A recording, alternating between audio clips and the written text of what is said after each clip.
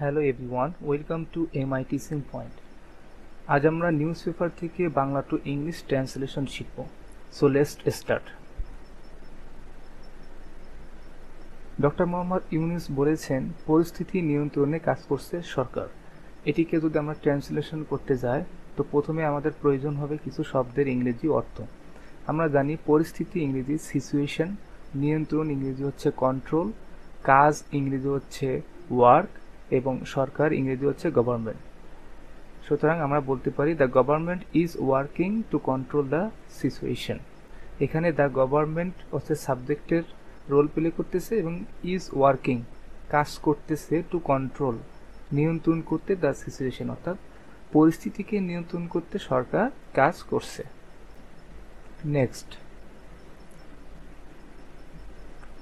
জমি দখলে অপ্রতিরোধ্য হাসানাত আব্দুল্লাহ। এখানে কয়েকটি শব্দ ইংরেজি জানা উচিত, যেমন জমি আমরা জানি এটার ইংরেজি ল্যান্ড, এবং দখল এটার ইংরেজি হচ্ছে গ্রাব। অপ্রতিরোধ্য অর্থাৎ আনস্টপেবল। এখন এটিকে যদি আমরা অনুবাদ করতে চাই তাহলে এমনটা হবে, সেটি হচ্ছে Hasnat Abdullah is unstoppable in land grabbing. অর্থাৎ কি, হাসানাত আব্দুল্লাহ অপ্রতিরোধ্য কিসে? ল্যান্ড গ্রাবিং, জমি দখলে বা জমি কবজার ক্ষেত্রে। খাগড়াছড়ি থেকে সংঘাত রাঙ্গামাটিতেও, নিহত 4। সম্প্রতি যে পার্বত্য অঞ্চলে সংঘাত হচ্ছে, সেই সংঘাত খাগড়াছড়ি থেকে রাঙ্গামাটিতেও ছড়িয়েছে, সেই বিষয়ে এই শিরোনামটি। তো এখানে দেখা যাচ্ছে যে সংঘাত এবং নিহত এই দুটির অর্থ জানা উচিত। সংঘাত মানে আমরা জানি যে কনফ্লিক্ট, এবং নিহতকে আমরা ডেড বা কিল হিসেবে বলতে পারি। তাহলে এটি যদি আমরা অনুবাদ করতে চাই, এমনভাবে লিখতে পারি যে conflict from Khagrachhari to Rangamati as well, 4 killed. এখানে conflict from Khagrachhari to Rangamati অর্থাৎ কি, খাগড়াছড়ি থেকে রাঙ্গামাটিতে সংঘাত, অ্যাজ ওয়েল মানে রাঙ্গামাটিতেও যে সংঘাতটা হয়েছে এটা বোঝানোর জন্য এই অ্যাজ ওয়েল ফ্রেজটি ব্যবহার করা হয়েছে। এরপরে 4 জন যেহেতু নিহত হয়েছে, সো আমরা বলতে পারি কি 4 কিল্ড।